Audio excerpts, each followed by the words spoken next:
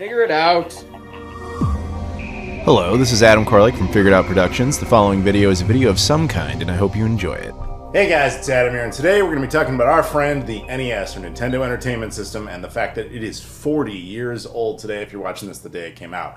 Before we talk about all that though, if you guys could do me a favor real quick, please like this video, comment down below, subscribe if you've never done that before, and check out all my social media stuff in the description. I've got Twitter, Instagram, Facebook, Discord, Patreon, my Spreadshirt, travel channel, all that stuff's in there. I appreciate the support so much. Thank you for watching. Let's get into it. So, there's a bit of an asterisk with this, okay? So the NES, the Nintendo Entertainment System, one of the most famous and iconic video game consoles of all time, yes, it really has hit 40. But that sort of happened 2 years ago. So here's the thing. What we have right here is the Famicom, the Japanese original version of the NES as we think of it, along with the Famicom Disk System below it, which was an add-on that was released later that made games more affordable because they were using cards instead of cartridges, whatever. This system actually came out in Japan in July of 1983. So it's actually more like 42 years old. And then if you really want to be technical about it, on October 18th, 1985, which is effectively the 40th anniversary of what we're celebrating right now, the NES, as it was redesigned for North America, was released, but in test markets only, in comically small numbers. The wide release of the NES in North America actually wasn't until September of 1986. So it sort of has 3 birthdays, and we're kind of acknowledging the middle one because why not? But basically, kind of the point of this video is not necessarily a gigantic deep dive on history, although we'll talk about that, or even a deep dive into games, although we'll talk about some of them too.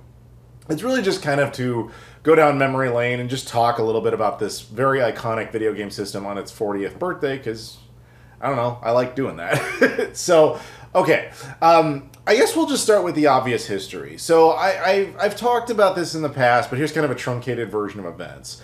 Nintendo, of course, was a toy company famously created in Kyoto, Japan. I've actually been to the original headquarters, which is now a hotel. In the 1980s, when video games were starting to take off in America, and the late 70s as well, Nintendo actually dabbled in that by releasing these, like, I believe it's the TV Game 6 and the TV Game 15, which were just kind of like, they were consoles, but they're essentially Nintendo's version of a Pong unit with slight mutations of different games. It wouldn't be until this system that they would actually come up with the idea of having cartridges that were replaceable, and that way each cartridge could be different games. Now, that they didn't invent that concept. That was just the first time Nintendo themselves used it. Technically, the Magnavox Odyssey 1 was the first system to do that, but yeah, anyway. So the system comes out in Japan in July of 1983 and is an absolute smash hit. Fun fact, the same day, Sega released their first home console, the Sega SG-1000, and it was utterly devastated and destroyed by the Famicom and was replaced shortly after by the Sega Master System, or the Sega Mark III in Japan, and also did not do particularly well. Either way, the Famicom just dominated. Now, at the time, in 1983, the video game crash had hit in North America, and so there was really no way that Nintendo was going to try and jump a brand new video game console into that market at that time. They essentially needed it to heal a bit. And as they got closer to that point, that's when the NES was basically redesigned. They took this system and decided to make some changes. Now, the first and most obvious one is the aesthetic. It looks completely different than the original version, even though the hardware is basically the same. Now, the reason for that is they did not, this is ironic actually, they did not really want people perceiving this as a toy, although they also marketed the NES as a toy, which was strange. But they just kind of thought the Famicom looked a little too childish and not sophisticated. So the idea was to make it look more serious. And the big technology at the time that was seen as serious was, believe it or not, VCRs, or for some reason now everybody calls them VHS players retroactively. If you're a Gen Z, you get a pass on that because you don't know any better, but to my fellow millennials and especially Gen Xers, every time I hear you say VHS player, I'm like, this is not the Mandela effect. It was never called that. Why are you doing that? But anyway, so VCRs were very popular. And the idea with a VCR is you would put the tape in, and then the machine would take it and kind of sit it down into the system, and then, you'd play your video. So the idea with the NES, when they redesigned it, was to do essentially the same thing. You would take a cartridge rather than put it in the top, you put it in the machine, push it down, and then close it, so it just seemed more, sophisticated. And infamously, when the system was first being launched out there, they launched it with Rob the Robot so that it also came off as a toy that was technically also capable of video game stuff. Like, they just kind of played it from all angles. And they weren't that sure it was going to work, so that's why they did the test run in 1985, hence the anniversary we're celebrating now. A few other changes they made. The original Famicom only supported RF video. With the North American NES, they put composite right on the side, so it's still not good looking, but it's far superior to what's actually in the Famicom, at least natively. Obviously, this would change with the AV Famicom being launched later, and at the NES, ironically, you got this. This is the Model 2 Famicom, which only had RF out. Even funnier, this is the exact same shell design as the AV Famicom, and the AV Famicom had composite, where they replaced that with RF only on the NES. It's just stupid. This, for a long time, by the way, was the much more sought-after version of the NES because it was vastly more reliable, because it had the direct cartridge load. But over time, value of those has really gone down. Just because there are so many ways to replace the 72-pin connector inside the system now. In fact, this one actually has it. This particular NES, when you try to press the cartridge down, you can't, because I replaced the internals with the Nintendo, which is a device I put out a video on a while ago, which... I know I'm kind of jumping ahead here a bit, but that's something about the NES, is that it's so beloved, is that new hardware and new games are still made for it. There's a ton of independent games that are created for it. There's brand new controllers. This is like the Retro Fighters controller, which is more ergonomic, and it's still ultimately an NES controller. But then you had to take things like that, the original 72-pin design flaw. Now, the 72-pin design flaw was no joke. So basically, that motion of putting the cartridge in may have been appealing to people on kind of I understand how this sophisticated technology works level. But from an actual pragmatic standpoint, it was a bad design, because the way it worked, it basically slid into one slot and then went down and acted like an extension cord, basically circling around and then hitting the motherboard for communication. But bending the pins like that basically meant that the 72-pin connector didn't really offer the best connection. And as a result, it often would not work. Now, I've talked about this many times in the past, but 12 of those pins were actually extras. They weren't actually strictly necessary. The Famicom actually only had 60 pins. The extra 12 pins served different potential purposes. One of them was actually, there was a chip in the NES that basically looks for pirate carts. So the Famicom had nothing against that, so people could pirate carts like crazy on this thing.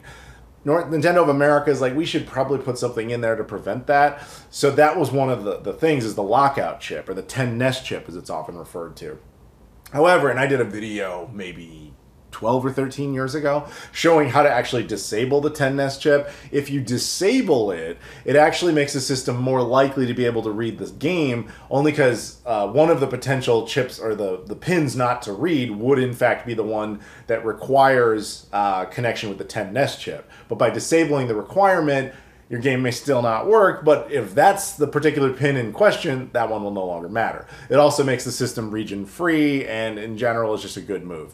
It also would allow it to play more of the pirate carts more easily. So in other words, there's not usually a great reason to keep the 10NES chip functional. It really just prevents you from being able to do certain things with your NES.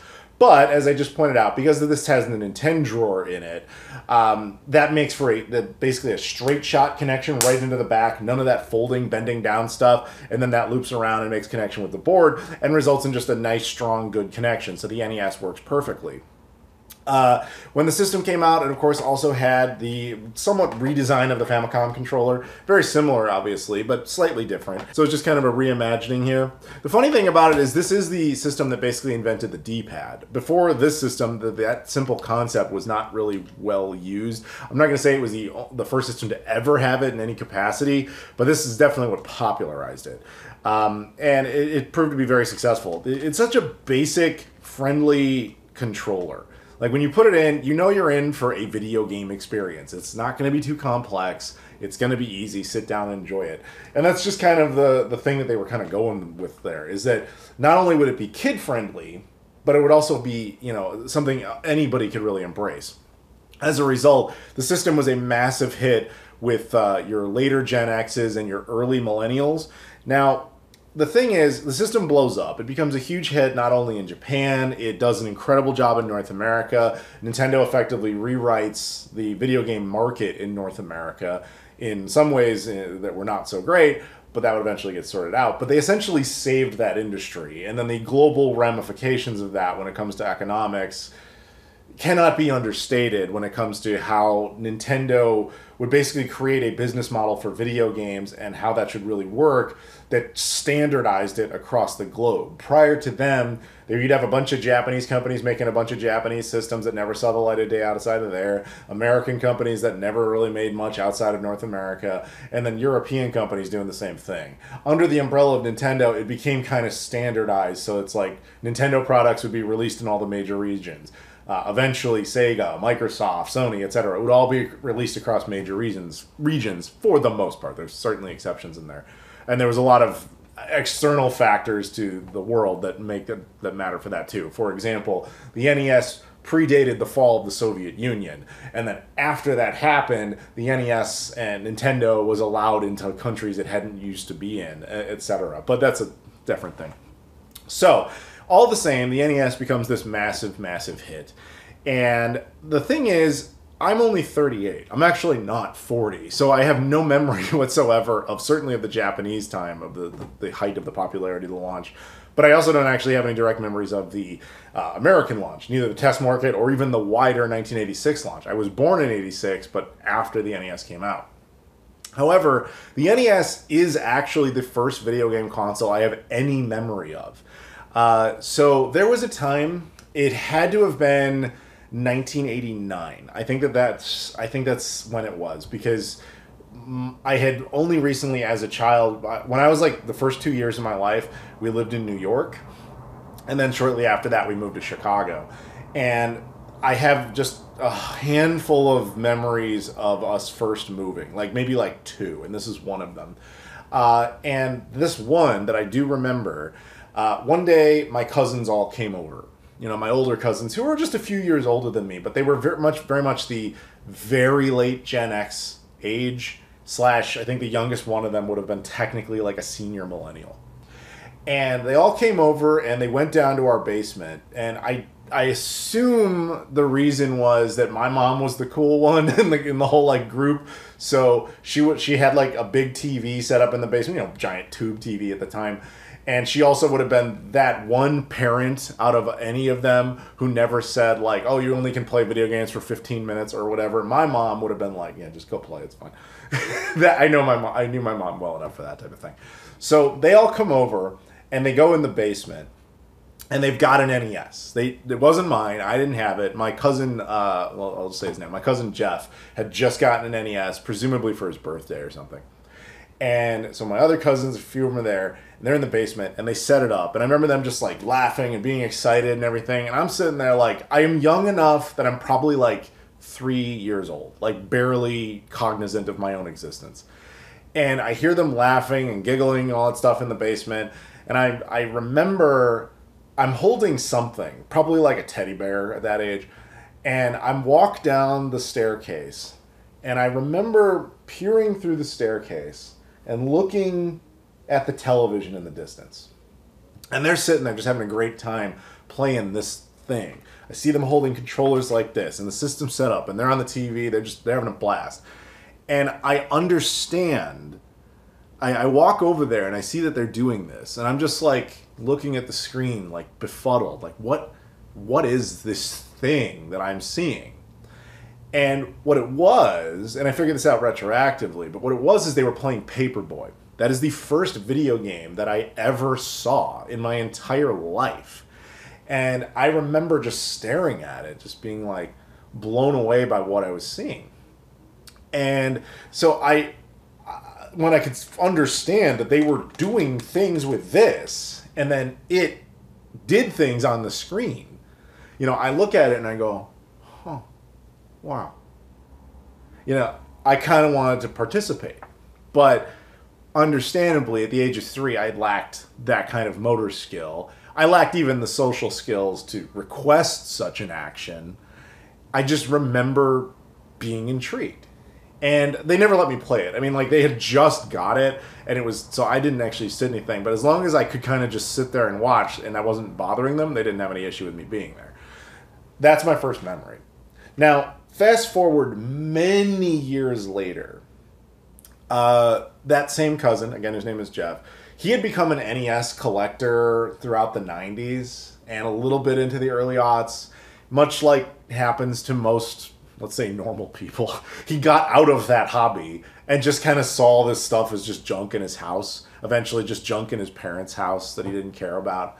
And as his parents were trying to downsize stuff, he eventually just came to the consensus. He's like, Adam, you do that YouTube thing with the video games. You want all this stuff? So he gave me that NES. I actually did a video on it probably about 12 or 13 years ago where I literally showed off that NES, told most of that story, and showed all the games. I intentionally did not modify or alter that NES. It's in the other room. It looks like an NES. Like, there's no changes to it.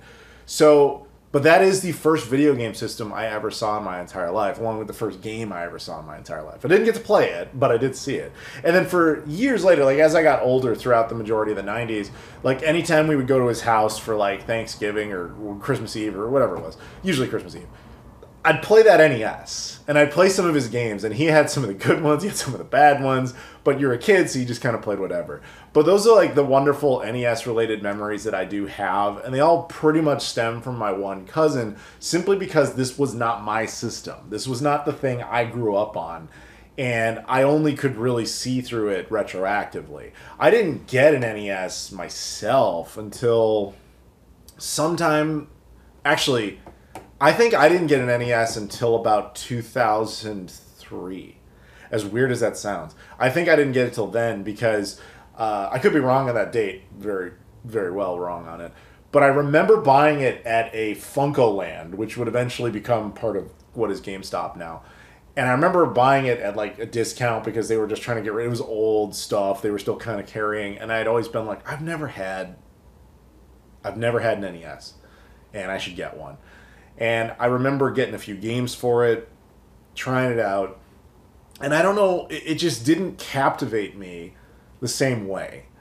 And as much as I think that the NES was revolutionary, I'm about to say something controversial here, as much as I think the NES was revolutionary and it's objectively a good system, it was simply never one of my favorites. You know, in preparation for this video, I tried to sit down and look at some of the games I have and like what I really enjoy on it. And honestly, it was kind of a tall order. Just because most of the games on the system I didn't particularly like.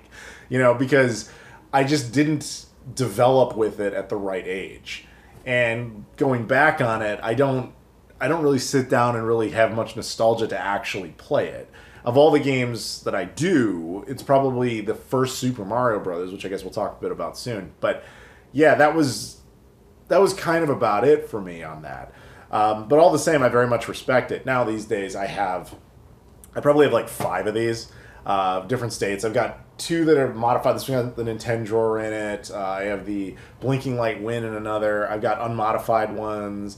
Actually, the one I use primarily now is I have the retro USB, which is an HDMI FPGA-based NES that has HDMI, well, I already said HDMI, but it's reliable, but also has modern benefits. The NES is one of the few systems that I kind of recommend the aftermarket versions of, primarily because of the 72-pin flaw, but also because of the poor video quality options. See, you can do HDMI mods to the NES, you can do SCART or RGB mods to it if you want to, but the hard part with that is, as I understand it, we now think of the graphics processor, the thing that's responsible for video. We typically think of that as a GPU these days. The NES actually doesn't have one. It has something called a PPU, Picture Processing Unit, which basically meant that in order to get access to that, to get RGB out, you had to invent an RGB color palette. There actually isn't, Nintendo never designed one. So anyone who does a modification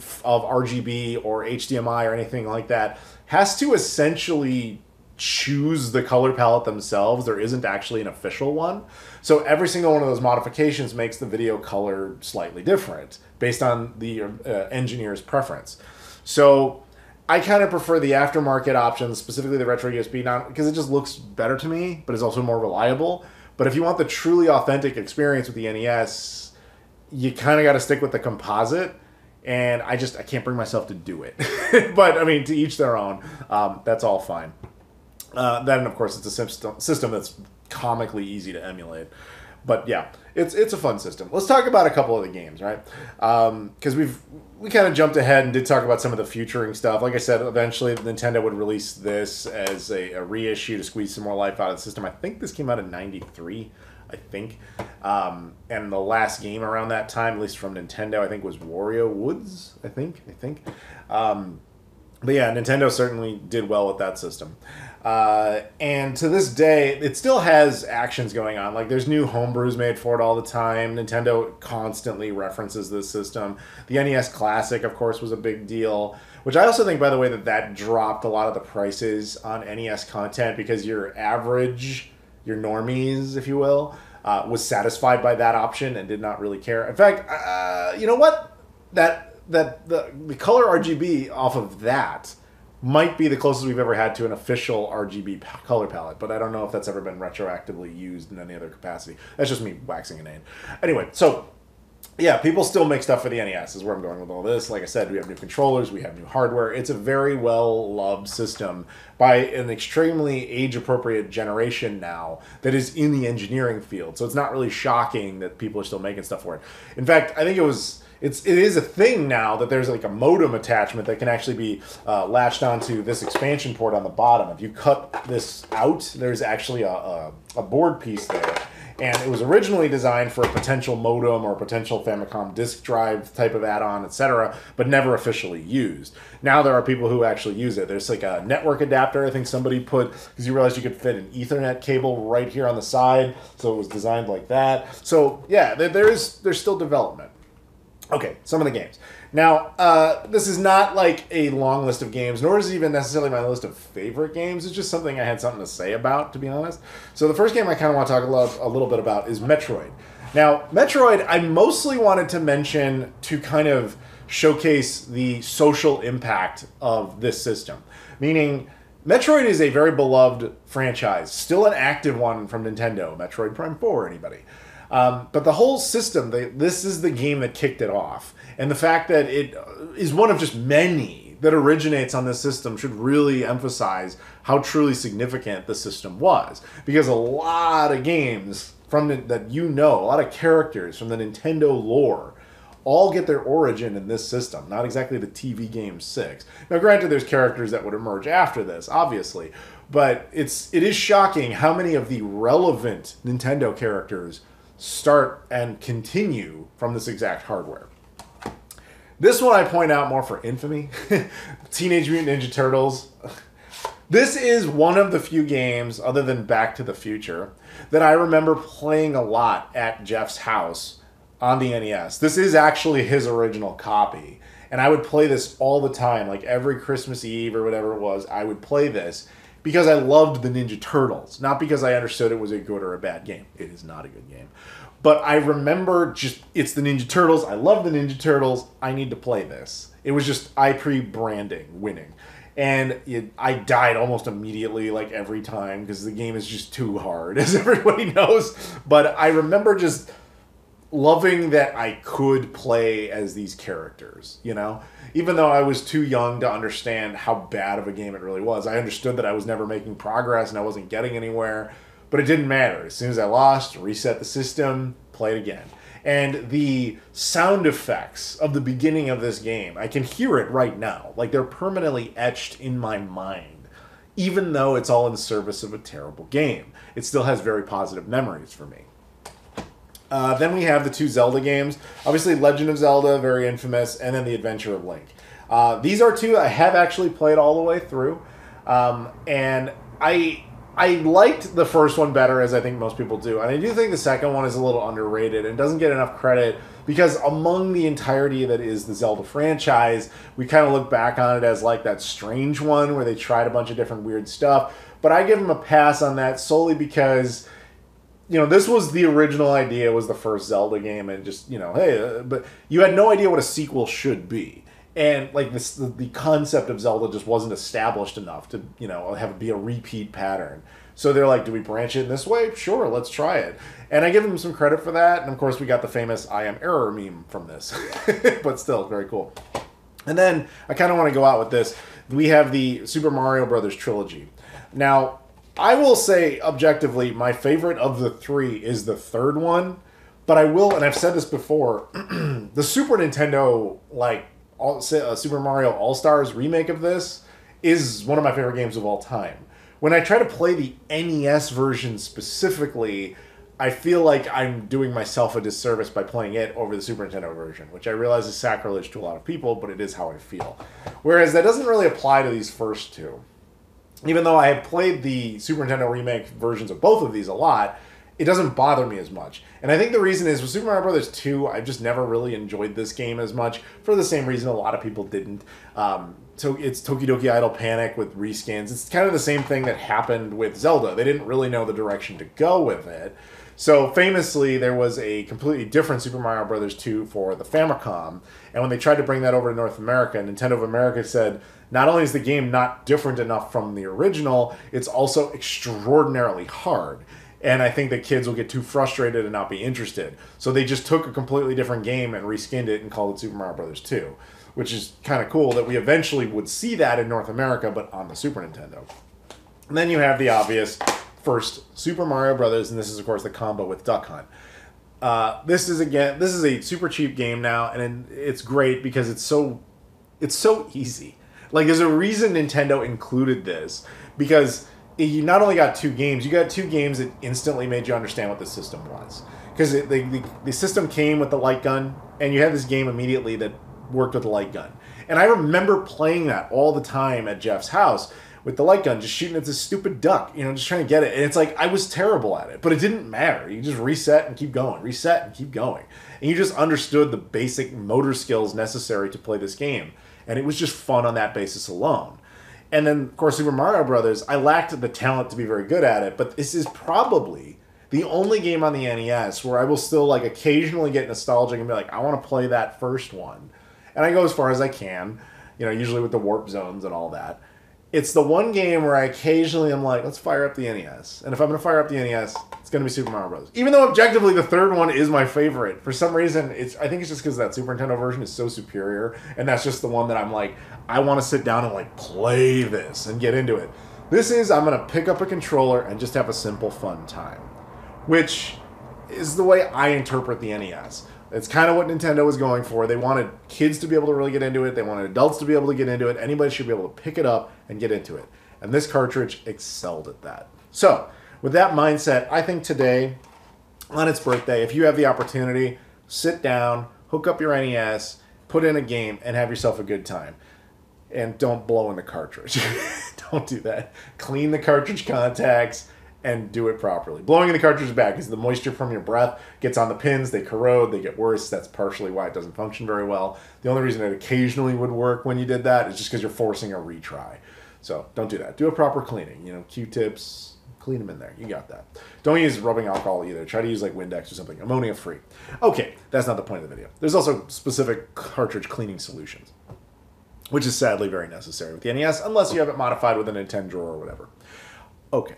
Now, with that thought, I just want to thank you guys again for watching. I hope you guys enjoy your NES today and enjoy your video games in general. Thank you very much for watching. If you guys could do me a favor again, please like the video, comment down below, subscribe if you've never done that before, and then check out all the social media stuff in the description. Twitter, Instagram, Facebook, Discord, Patreon, Spreadshirt, the Travel Channel, etc. Thank you so much for watching, and I'll see you all later.